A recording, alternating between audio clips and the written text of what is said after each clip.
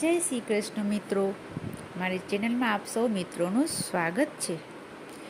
મિત્રો, મારી ચેનલમાં આપને પુરુષોત્તમ માસની કથા વાર્તા મહાત્મ્ય સાંભળવા મળતું રહેશે. આપે હજી સુધી જો ચેનલને સબસ્ક્રાઈબ ન કરી હોય તો કૃપયા કરી લેશો અને સાથ સહકાર આપશો.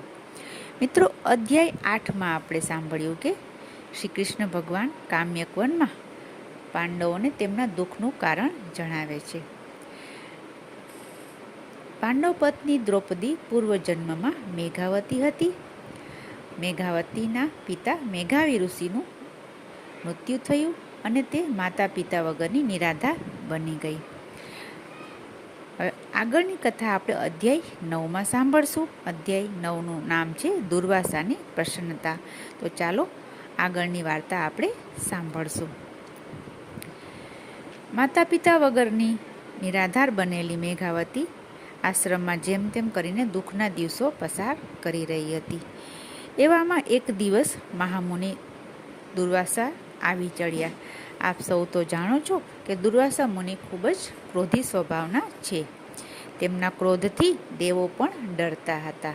તેમના ક્રોધ સંબંધિત એક ઘટના કહી સંભળાવીશ. એકવાર શ્રી કૃષ્ણ ભગવાન રુક્ષ્મણીજી અને દુર્વાસા મુનિ સાથે રથમાં બેસીને પ્રવાસ કરતા હતા.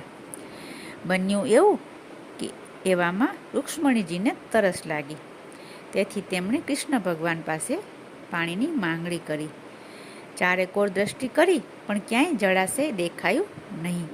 આથી શ્રી કૃષ્ણ ભગવાને ધરતી ઉપર પગનો અંગૂઠો દબાવ્યો તો તેમાંથી પાણીની સેર છૂટી.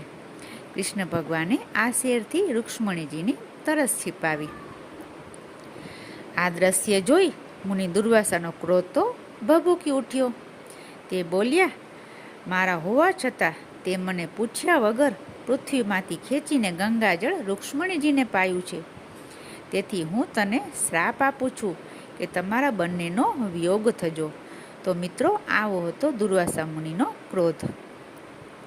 પણ દુર્વાસા મુનિ જેવા ક્રોધી હતા તેવા પ્રેમાળ પણ હતા. તેઓ શ્રાપ પણ આપી જાણતા અને વરદાન પણ આપી જાણતા. મેઘાવતીએ પોતાના આંગણે દુર્વાસા મુનિને આવેલા જોઈને ખૂબ જ તેનું આગતા સ્વાગતા કરી. તેનું સન્માન કર્યું. તેના ચરણો ધોઈ અને દંડવત પ્રણામ કર્યા. મેઘાવતી બોલી, આપના આગમનથી મારો આશ્રમ અને મારો જન્મ સફળ થયો છે. ભગવાન શંકરના અંશ સમાન દુર્વાસા મુનિ મેઘાવતી ઉપર પ્રસન્ન થયા અને કહ્યું, હું તારા આદર સત્કારથી પ્રસન્ન થયો છું. હે પુત્રી, તે તારા પિતૃકુળનો ઉદ્ધાર કર્યો છે. હું કૈલાસ ઉપરથી તારો ધર્મ પ્રેમ જોવા માટે જ અહીં આવ્યો છું. અહીંથી હું હવે બદ્રિકાશ્રમ તરફ પ્રસ્થાન કરીશ. દુર્વાસા મુનિના વચનો સાંભળી મેઘાવતી કહ્યું, હે મહર્ષિ, આપના દર્શનથી મારો શોક દૂર થયો છે. દુઃખમાં થોડી રાહત મળી છે.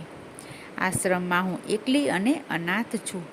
આપના આગમનથી મને એવું લાગે છે કે મારા પિતા મને મળ્યા હોય એટલો મને આનંદ થાય છે. મહર્ષિ, મારો કન્યાકાળ વીતી જાય છે.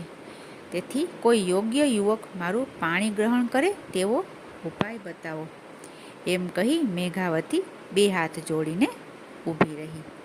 હવે આગળની કથા આપણે અધ્યાય 10માં સાંભળશું બીજી વિડીયોમાં.